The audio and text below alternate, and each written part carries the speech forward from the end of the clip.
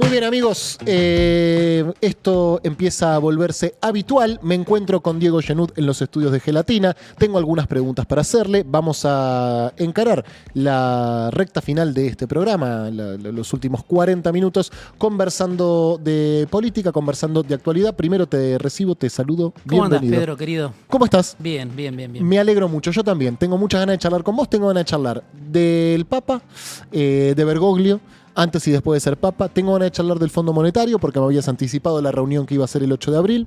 Y tengo ganas de hablar de Cristina, porque me han llegado informaciones, escucho cercano a la doctora, no quiero decir confirmaciones, pero bueno, insinuaciones bastante contundentes de que va a terminar siendo candidata este año. Pero arranquemos por lo primero, si te parece. Quiero hablar de Francisco y quiero hablar de Bergoglio y preguntarte cuáles fueron para vos las constantes en la vida de Bergoglio antes y después de ser Papa.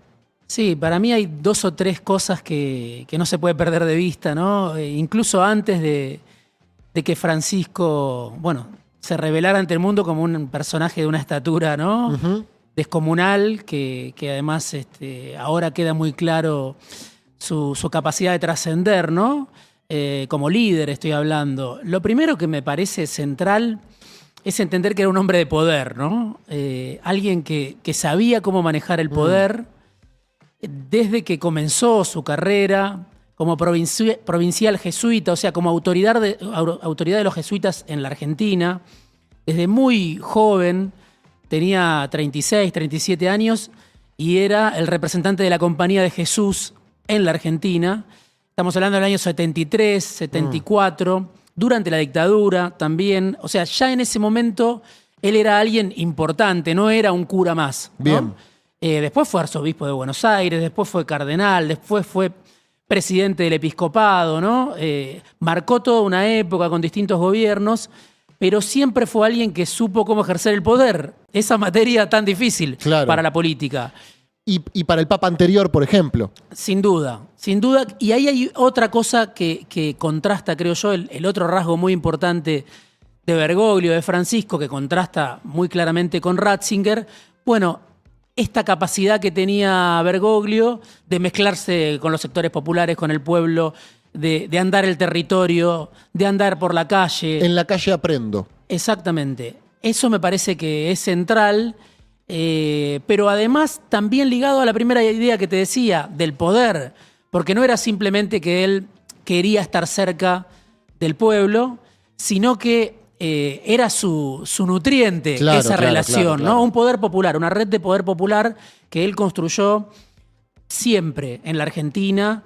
Lo podemos decir en Buenos Aires, la red de curas de opción por los pobres, los curas villeros, que después cuando él llegó a Papa los convirtió en obispos, algo que no existía previamente, que incluso podríamos decir, podía sonar alocado, como un cura villero termina siendo obispo. Bueno, esa transfusión de sangre que le hizo Francisco a la iglesia, primero la hizo en la iglesia argentina, donde le dio mucha importancia a su relación con los curas, siendo incluso presidente del episcopado. Quizá a Bergoglio le importaba más lo que le contaba un cura que estaba en el territorio de lo que le podía contar un obispo que estaba en el palacio o que se movía en la jerarquía eclesiástica, ¿no? Entonces, digo, son dos nociones de poder: ejercer el poder y moverse a nivel de las élites, a nivel de la dirigencia política, a nivel del mundo empresario, pero también entender como una fuerza propia ese vínculo con el territorio y con la red que él había construido, ¿no? ¿Y dirías que logró alterar o modificar las dinámicas de poder del Vaticano? Sí, sin duda. Y eso es lo que ahora vamos a ver hasta qué punto llega, ¿no? Con el cónclave, decís. Sí, porque él construyó un poder pensando en el día después, pensando en que él en algún momento no iba a estar más. Claro. Creo que aprovechó mucho la gente que lo conoce, que supo cómo otra vez ejerció el poder, trabajó, se dedicó durante estos años en el Vaticano a ocupar lugares en los casilleros de la jerarquía eclesiástica. Es decir, para que ese poder de un papa que era un líder de multitudes, ¿no? Que recorrió el mundo, que recorrió decenas de miles de kilómetros, para que ese poder no quede en estado gaseoso, había que lograr ocupar cada uno de los casilleros que van a ser importantes. Ahora, por supuesto, cuando se elija el nuevo Papa, el sucesor de Francisco, él eligió el 80% de los 137, 138 cardenales que están habilitados para elegir al sucesor. Pero además, si uno mira la iglesia argentina, pero si uno mira la iglesia de Brasil, si uno mira la iglesia de Estados Unidos, si uno mira la iglesia de distintos países importantes, en todos esos lugares él siempre dio una señal, recuperando a un sacerdote, a un cura, a un obispo, que quizá tenía un vínculo con los sectores populares, pero estaba mal visto por la jerarquía de ese país, y proyectándolo, ¿no? A lugares de poder, a lugares estratégicos, a lugares donde pasaban cosas importantes. Claro. Entonces, sin duda el cónclave va a hacer un primer test, pero me parece que no es lo único, sino que vamos a ir viendo Bien. cómo reacciona esa iglesia de Francisco el día después. No solo con el sucesor, ahí hay un argentino muy importante que es Víctor Tucho Fernández, que es la mano derecha de Francisco, era el rector de la UCA, cuando Bergoglio era el presidente del episcopado, era el arzobispo de La Plata. Bien. Fue alguien que tuvo mucho que ver en la visita, por ejemplo, de Kicillof. Le decía a Tucho Fernández... Cuando Kicillof se fue a reunir con el Ahora, Papa. hace muy poco, Tucho Fernández le enviaba a Kicillof un mensaje que supuestamente el Papa le decían, yo ya no me siento tan bien y todavía Axel no me vino a visitar. Bueno, el nexo, por haber sido arzobispo de La Plata, era Tucho Fernández. Ahora Tucho Fernández... Es uno de los cardenales que va a elegir al próximo Papa. Exactamente, Es decir, habilitado que a votar. Y si está habilitado a votar, está habilitado a ser electo también. Sí, también podría Digo, ser electo, claro. lo cual sería una locura. Bien. Otro papa argentino, ¿no? Algunos están fantaseando con eso. Bueno, con la gente que hablé me dicen sería imposible, es prácticamente imposible, pero sí es alguien que es importante. Fue importante en las encíclicas que escribió el Papa, que fueron muy centrales como parte de su mensaje, Claro. ¿no? El mensaje ambientalista, el mensaje en contra de la idea del descarte, obviamente... La casa común. La casa común, el mensaje del Papa en contra de la guerra, a favor de la diversidad. Todo eso que planteó, en algunas, en especial, creo que en Laudato Si, fue muy importante. Tucho Fernández, un argentino al que digo, Claro. miremoslo porque ahora, en estos días que vienen, Perdón, va a ser Diego, alguien central. ¿y Tucho Fernández sí viene a la Argentina? Bueno, él va y viene. El Papa lo eligió para un casillero de la diplomacia vaticana. El dicasterio de la fe se llama, ¿no? Bien. Ahora está habilitado para votar. Después no sé cuál será su destino, Bien. si vuelve a la Argentina, si queda en el Vaticano.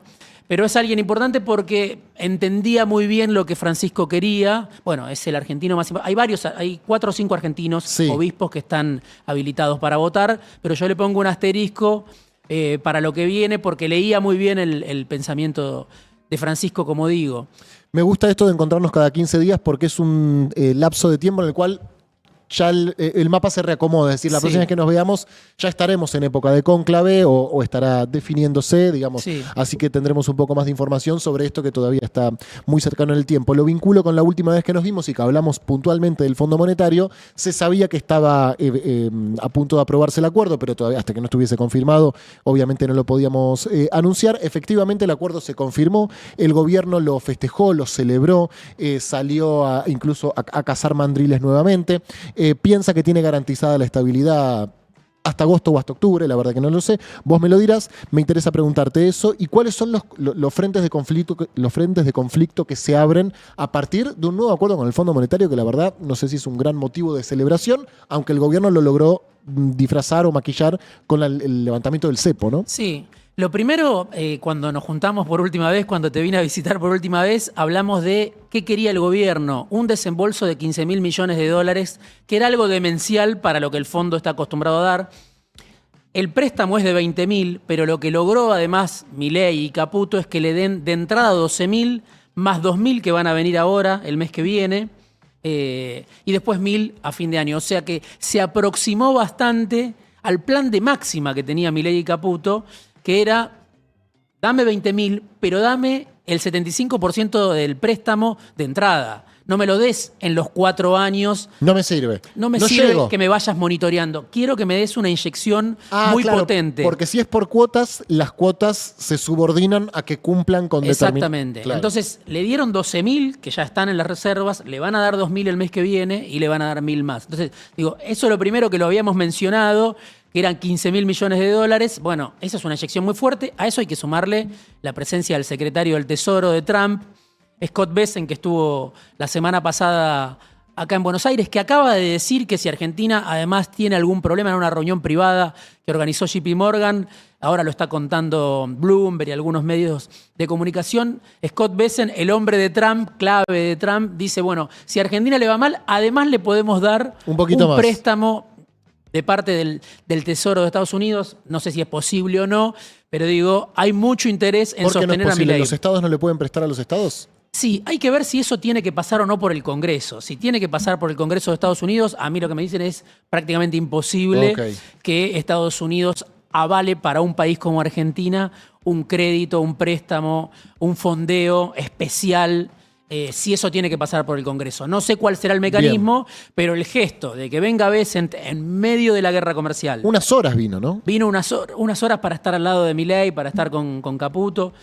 Un personaje muy importante, que trabajó 25 años con Soros, que además lo disuadió a Trump de ir a la guerra contra todos y concentrarse en China, claro. Y vino acá. Bueno, ahora habló de Argentina hace unas horas. Entonces, con todo ese respaldo, el gobierno que dice, ya resolvimos todos los problemas, está domada la oposición, el gobierno domó a todos los econochantas. Bueno, hay que ver cómo sigue de acá en adelante.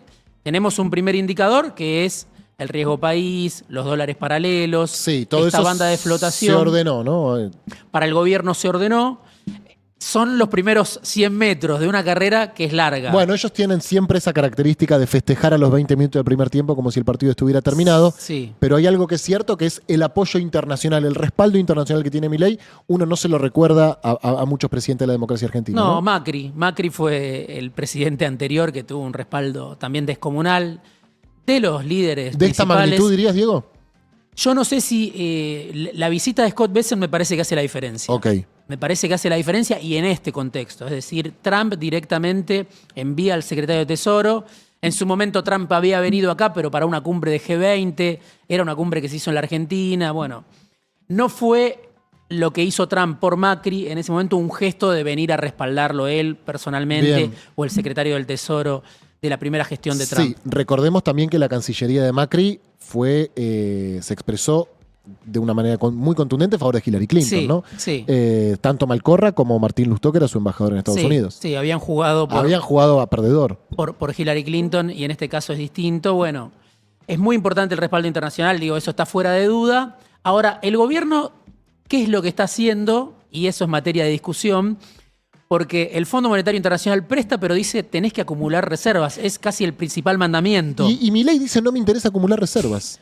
Bueno, por eso. Entonces, el fondo no puede decir que no sabía Bien, que Milei iba a hacer lo que se le cantara con esa plata. con esa plata, y Caputo especialmente iba a hacer lo que se le cantara. Entonces, el fondo prestó en un préstamo político, con un decreto nada más, que fue avalado por 129 diputados, hizo un préstamo muy, muy grande, con poco aval político. Hay uno de los criterios que tiene el fondo para otorgar préstamos, son 4 criterios para lo que se llama préstamo de acceso excepcional. El punto 4 es el clave, tiene que haber apoyo político, Bien. capacidad política para llevar adelante el programa. Bien. Bueno, al fondo no le importó si Milei tenía ese apoyo político, con un decreto y 129 diputados le alcanzó para entregarle ese préstamo. Bueno, ahora hay que ver si efectivamente Milei cumple con el mandamiento de acumular reservas. Como vos decís, él dice, no me interesa. ¿Qué es lo que le interesa? Lo mismo que le interesaba antes de ir a pedirle auxilio al fondo. Al fondo. Tampoco siento, Diego, que el fondo haya sido una agenda que lograra aglutinar grandes movilizaciones, ¿no? Sí. Es verdad que Alberto tuvo la pandemia, Sí. pero no hubo una gran marcha, o por ahí hubo y yo no recuerdo en este momento, Sí. ¿no? Una gran movilización en contra del acuerdo con el fondo. Porque la verdad que digo, uno puede ser más o menos optimista o más o menos pesimista, pero es una historia que no es novedosa para la Argentina, Sí. nuestro vínculo con el Fondo Monetario. Sí, hasta ahora nadie convocó a una movilización. No, por eso. Ahí está la pregunta por la oposición, ¿no? ¿Qué puede hacer la oposición en este contexto? Hubo un intento en su momento de conseguir la firma de distintos gobernadores para enviarle a los directores del fondo una comunicación diciendo esta deuda no la vamos a reconocer. Sí. Bueno, eso No pasó. fracasó. Lo máximo que se hizo fueron los senadores Y el comunicado del Partido Justicialista. y el comunicado del Partido Justicialista, no mucho más. Entonces, el Fondo Monetario Internacional puede decir hay un aval político. Después, en las calles, por supuesto, no se vio nada hasta el momento. Hay que ver, pero digo, tiene que acumular reservas. Leía un informe también del Banco Provincia, otro informe de la consultora Equilibra, que dicen tiene que acumular el gobierno hasta fin de año 10.000 millones de dólares de reservas. ¿Por qué? ¿O para qué? Para cumplir con la meta que le fija el Fondo Monetario Internacional. Ok. Pero eso no lo estaría cumpliendo. ¿Y cómo pensás que va a afectar la vida cotidiana del pueblo argentino este nuevo esquema? Bueno, ahí está lo central porque tiene que ver con... Hay una devaluación, aunque el gobierno la niegue y aunque hoy el dólar esté controlado, hay una devaluación porque ya no pueden sostener el ritmo de devaluación que tenían antes del 1% mensual. Sí. Entonces ahora hay bandas. Hoy el gobierno logra y tiene, por todo este respaldo descomunal, tener el dólar más cerca del límite inferior de la banda. Correcto, en este momento 1120 el oficial. Bueno, para el gobierno eso es bastante parecido a un éxito. Claro, va una semana. Va una semana, después hay que ver qué pasa, ¿no? Porque hasta hace 4 meses el gobierno decía no voy a necesitar ningún préstamo adicional y sabemos que ahora tiene 20.000 millones de dólares que le presta el fondo, otros organismos de crédito. Entonces hay que verlo, pero cuando el dólar empieza a subir, bueno, eso ya lo estamos viendo, se traslada a precios. Hay un traslado a precios que lo ve cualquiera cuando va al supermercado. No hace falta ser un gran investigador ni hacer una gran pesquisa. Ahora el gobierno va a cambiar la forma de medir la inflación. Uno supone que para tener Bueno, una ahí medición- todo indica que va a dar más, pero digamos, con la vieja medición, porque para mí esto, Ah, ¿con la nueva daría más incluso? claro, con la nueva medición va a dar más porque se van a incorporar otros artículos que generalmente son subestimados Bien. en la canasta. Ah, y vos decís que lo van a maquillar diciendo, bueno, ahora da más porque cambiamos el método. No sé por qué, digo, yo me ato a la vieja medición. Bien. Porque es la medición de A la los actual. últimos, a la actual, Sí. a la de los últimos 20 años. Sí. Sé que hay muchos críticos del gobierno de Milei que dicen la inflación es más alta Sí. si se la mide con otros artículos. Pero en ese caso tendrías que haber medido la inflación del Frente de Todos, también con esos artículos, y la de Macri, etc. Digo, con la vieja Que es principalmente canasta... alquileres, ¿no? Sí, bueno, ese es uno de los temas centrales. Claro. Incluso cuando uno mira la canasta de pobreza, bueno, la canasta de pobreza no tiene en cuenta los alquileres. Claro, claro. Que sabemos es una sociedad de inquilinos, Sí, sí. la sociedad argentina. Y cada vez más. Exacto. Entonces, digo, hay muchos elementos, pero mantengámonos con la inflación vieja. Ujú. En ese caso, ya hay con las consultoras, con los pronósticos de las consultoras, una idea de que abril, mayo va a ser alrededor del 4 o 5%. O sea, subiendo. Ya van 3 meses de la Sí, inflación claro, claro. subiendo. Después tuviste el acuerdo con el fondo, la guerra comercial, la inflación de 3,7% de marzo y las consultoras están diciendo 4 o 5%. Habrá que verlo, pero insisto, cuando uno va al supermercado o ve cómo, bueno, la polémica de la semana pasada De los supermercadistas Caputo, rechazando los aumentos. sí, una cosa inédita. No, sí, la verdad, sí, sí. Un Nos defiende, sentimiento nos defiende Carrefour. patriótico inédito en los supermercadistas. Hay algunos muy cercanos al gobierno de Milei, pero bueno, hubo ese conflicto justamente porque hay remarcaciones. Y eso es lo que se percibe y percibe cualquiera en sus ingresos. Y ahí está otra discusión. Por un lado, el gobierno no quiere que se reabran paritarias. Ujú. Estamos hablando de la gente que está sindicalizada, los trabajadores registrados, que tienen el respaldo de un sindicato. Bueno, muchos acordaron un aumento acorde a una inflación que era del 1% mensual. Ahora la inflación está en el 4, 3,7, no sabemos cuánto va a ser hacia adelante. Y los sindicatos más importantes están pidiendo reabrir paritarias. El gobierno no quiere. Bueno, ahí vas a tener toda una pulseada con los gremios más pesados de la Argentina, que son los que tienen más capacidad de imponer condiciones. Después tenés a gran parte de la población que sabemos que está desamparada, o sea, los que trabajan y viven en la informalidad, que son monotributistas, que son informales, que no saben lo que es un aguinaldo, que no saben lo que es una obra social, que no saben lo que son las vacaciones pagas. Bueno, a toda esa gente le impacta más duro este traslado a precios, la devaluación, la inflación creciente. Entonces digo, ahí hay una clave. Una clave son las reservas del Banco Central, que el gobierno hoy tiene las reservas creciendo, pero por nueva deuda. No es por una cuestión virtuosa, sino por una nueva hipoteca que no se sabe cuándo se va a pagar. Pero el otro frente son los salarios, son los ingresos, son las jubilaciones. Y ahí hay que ver cómo la sociedad reacciona. Claro. Cuando, bueno, se dé cuenta que cada vez le cuesta más llegar a fin de mes. Yo miraba la semana pasada movilizaciones de colectiveros acá en Ingeniero Maswich, en la Rotonda de San Justo, contra la UTA, contra el sindicato que los tiene que representar, porque ganan un palo en blanco, tienen relación de dependencia, pero lo que cobran de bolsillo está por abajo de $1.000.000, trabajan 10, 12 horas manejando un colectivo y el sindicato no los representa, están en un proceso de conciliación obligatoria donde las empresas no ofrecen nada. Pero digo, también está pasando esto. Choferes de un sindicato importante que no se sienten defendidos por su sindicato. Claro. Y salen, bueno, en una medida de acción directa, como es concentrarse en Ingeniero Maswich, en una cabecera o en la Rotonda de San Justo, a decir, No nos representan. estamos desamparados. Estamos desamparados. Te voy a ir al último de los temas que quería charlar Sí. con vos hoy, porque al principio lo vi como un rumor en algunos portales, que me daba la sensación que era la carta para que no se desdoblaran las elecciones, ¿no? Como, bueno, mirá que si vos desdoblás, yo voy a ser candidata, decía Cristina. Sí, Axel desdobló. sí. Dije, bueno, listo, se terminó esta cuestión. Cristina candidata en la tercera. Me encontré con algunos amigos, compañeros cercanos a ella, que tienen un vínculo más cotidiano, te diría, o por lo menos de mayor proximidad, y me dijeron, no, ella va a ser candidata. ¿Cómo va a ser candidata Cristina legisladora provincial por la tercera? Sí, Cristina va a ser candidata legisladora provincial por la tercera. ¿Pensás que esto es posible?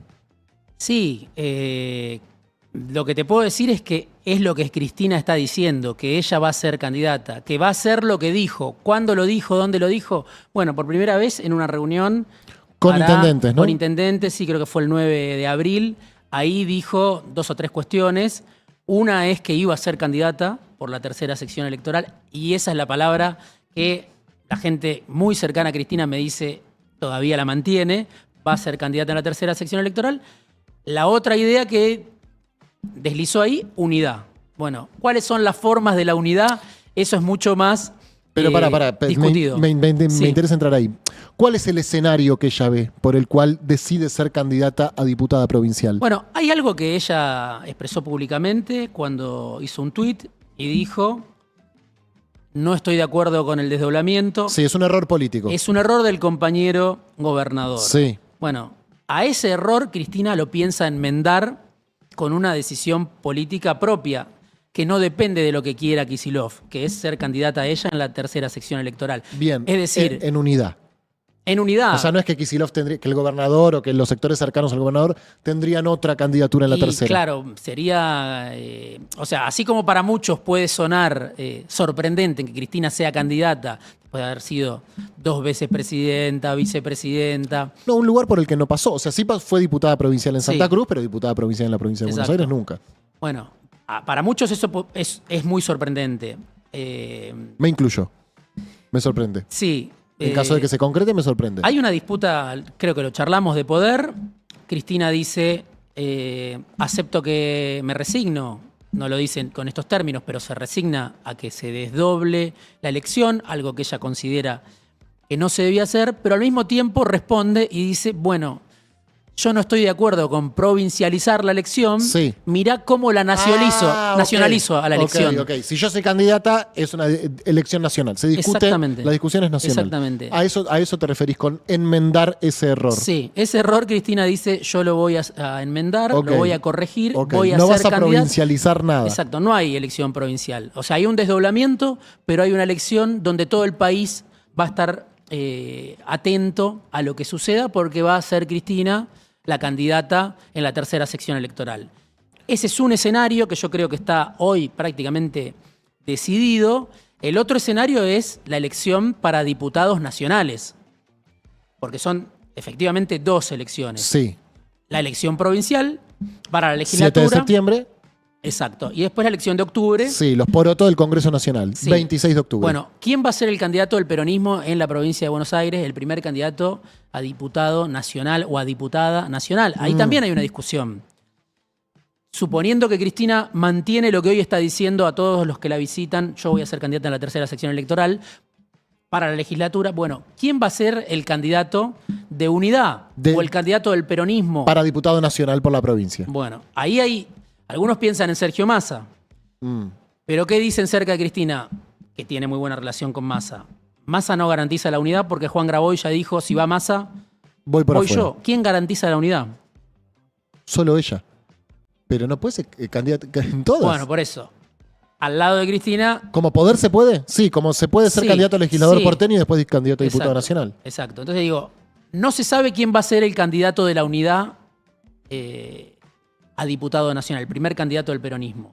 Lo que hoy parece muy claro es que Cristina está diciendo a todo el que la visita, yo voy a hacer lo que dije en esa reunión y voy a ser candidata, como parte de una discusión, como digo, por el poder y por el liderazgo, ¿no? O sea, tenemos un gobernador que está, por un lado, discutiendo con la cámpora y con el cristinismo la conducción del peronismo en la provincia de Buenos Aires. Sabemos que Kicillof no tiene un oficialismo, lo que dice el propio Larroque o Bianco, tiene 11 diputados nada más que le responden. Bueno, quiere tener un oficialismo que le responda. Y ahí, por eso, el desdoblamiento.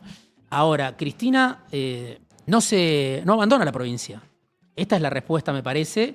Y entonces hay una disputa de poder que puede parecer muy chiquita, pero otra vez, si uno mira atrás y piensa que el peronismo lo gobierna hace 20 años, la fuerza que ganó la última interna en la provincia de Buenos Aires, ¿no? Que fue Cristina la que le ganó a Chiche Duhalde en esa elección de 2005, y a partir de ahí Néstor Kirchner construyó un poderío nacional. Bueno, un poco otra vez se repite la misma escena, ¿no? De el que conduce el peronismo de la provincia de Buenos Aires conduce el peronismo nacional, que hoy está muy disminuido. O por lo menos ese es el presupuesto que, si querés, comparten los dos. Porque en esta tensión, en esta discusión, ayer hubo una reunión de intendentes con funcionarios del gobernador, también de intendentes de la Cámpora, con funcionarios del gobernador, pensando en el formato de la unidad. Pero digo, en esta discusión, lo único que uno puede decir comparten unos y otros es que todos piensan que la provincia de Buenos Aires es la llave para ser el líder del peronismo nacional. Y porque pasó muchas veces de dirigentes que tenían mucha potencia política, incluso electoral, en alguna provincia, pero si no hacen pie en la provincia de Buenos Aires, después es muy difícil poder tener, digamos, un buen resultado en una elección nacional. Y al mismo tiempo, la provincia de Buenos Aires muchas veces no alcanza. Claro, es decisiva, pero no alcanza. Claro. Está la maldición bonaerense. Ningún gobernador pudo llegar a presidente. Es lo que Kicillof ahora intenta Es ese axioma que aplicaba con Cristina, pero que aplica para todo, que es sin la provincia no alcanza. Con la provincia no alcanza, sin la provincia no se puede. Sí. Y ahí está, otra vez, la discusión Axel-Cristina, una relación que está hoy por hoy en el freezer, por decirlo de manera muy diplomática y muy amable. Porque está más en el horno, quizás. Está en el horno. No hablan desde antes de octubre, personalmente. Se vieron en el Congreso de diciembre que se hizo en Moreno. Un congreso que terminó mal. Y reunión personal, mano a mano. La foto, sacaron la foto, el frente de todos sin Alberto. Sí, donde en una foto no estaba el gobernador y estaba Massa sonriendo con Máximo. Me acuerdo. Una foto, una presentación de ese encuentro que no lo dejó conforme, sobre todo a Kicillof, y no ayudó, me parece, a la idea de unidad. Pero esa relación, el mano a mano que Cristina y Kicillof construyeron en otro momento, bueno, hoy no existe, claramente. Y esto sí es información desde antes de octubre, no hay un mano a mano entre ellos para discutir estos temas. Estamos hablando de las dos figuras principales de lo que era el kirchnerismo, que hace 6 meses no hablan. Bárbaro. En el medio, todos los tiros que vimos, ¿no? Sí, quién funciona como nexo o alguien que tiene diálogo con Cristina y, por supuesto, con el gobernador, es Verónica Magario, ¿no? La vicegobernadora. Que algunos dicen... También de la tercera sección electoral. También de la tercera sección electoral, que tuvo una reunión con Cristina hace no tanto, que tiene diálogo con ella, que por supuesto es la número 2 de la provincia y es alguien, creo yo, de confianza del gobernador. Y quien preside la legislatura.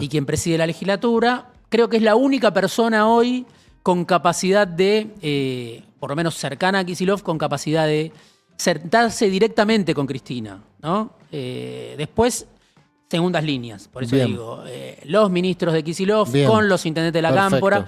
Pero cuando hablamos de Axel y Cristina, es una relación que está, así yo diría, en el horno. Cristina, yo creo, muy enojada con Axel. Axel, supongo, enojado con la Cámpora.